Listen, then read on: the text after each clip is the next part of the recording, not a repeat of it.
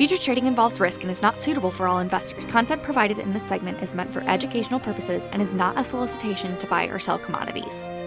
Hello and welcome to the latest edition, the March 15th edition of Basis Loaded with Joe Schmit. I am Joe Schmit, joined as always by Paige Driscoll. And what we do is break down the latest NDPSR reports, starting with butter. This butter number coming in at 243.64 represents a plus 4 to the CME 1 week average of 239.40.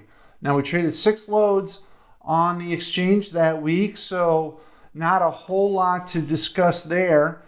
Good volume on the NDPSR, 3.7 million pounds, about 200,000 pounds above our expected 3.5 million.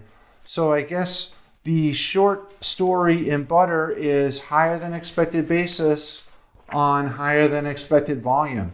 In cheese, blocks, 195.59. That represents a plus 2 to the CME 1 week average of 193.75. We traded 6 loads on the CME that week as the CME moved 5.5 cents higher. The NDPSR, you'll notice, only moving a little bit over a penny higher. So we lost some basis.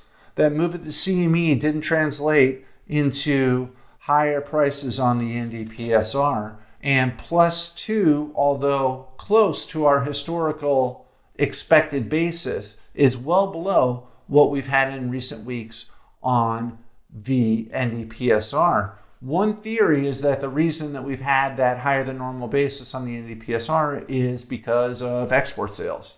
2022 was just a massive year for exports in cheese.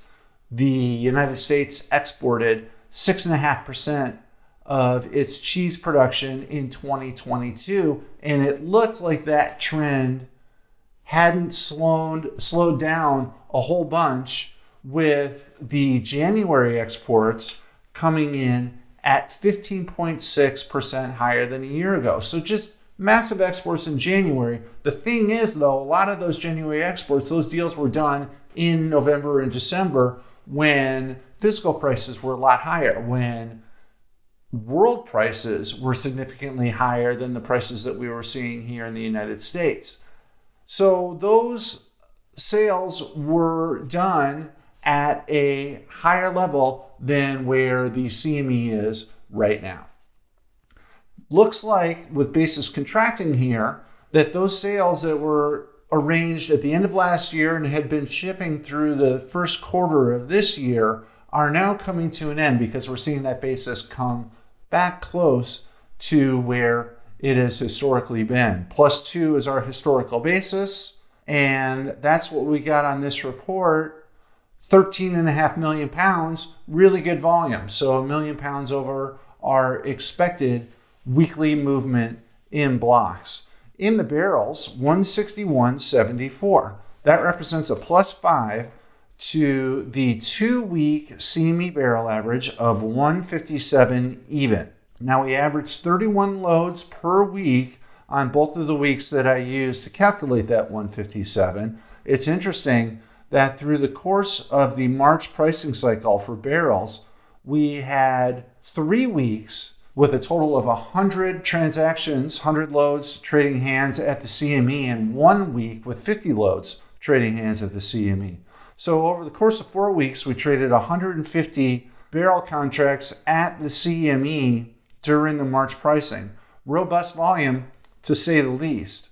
With all that volume on the CME, you would expect the basis is pulled down a little bit. Here we are right in the middle of our 4 to 6 cent historical expected basis, with the barrel coming in at 161.74. What is higher than normal, significantly higher, is bam, look at that barrel volume, 16.6 million pounds. Just a massive movement on barrels reported here on the NDPSR. So normal basis in the barrel on significantly higher 3 million pounds above our expected 13.5 million pound volume level. Lots of extra milk, it looks like, moving in to barrel processing channels. In weigh, 42.46. That's a -3 to the CME 1 week average of 45.94. But of course, in whey, we're always going back to the February 25th number of 40.30. So the manufacturer was able to call a 2-cent premium over prior week's NDPSR.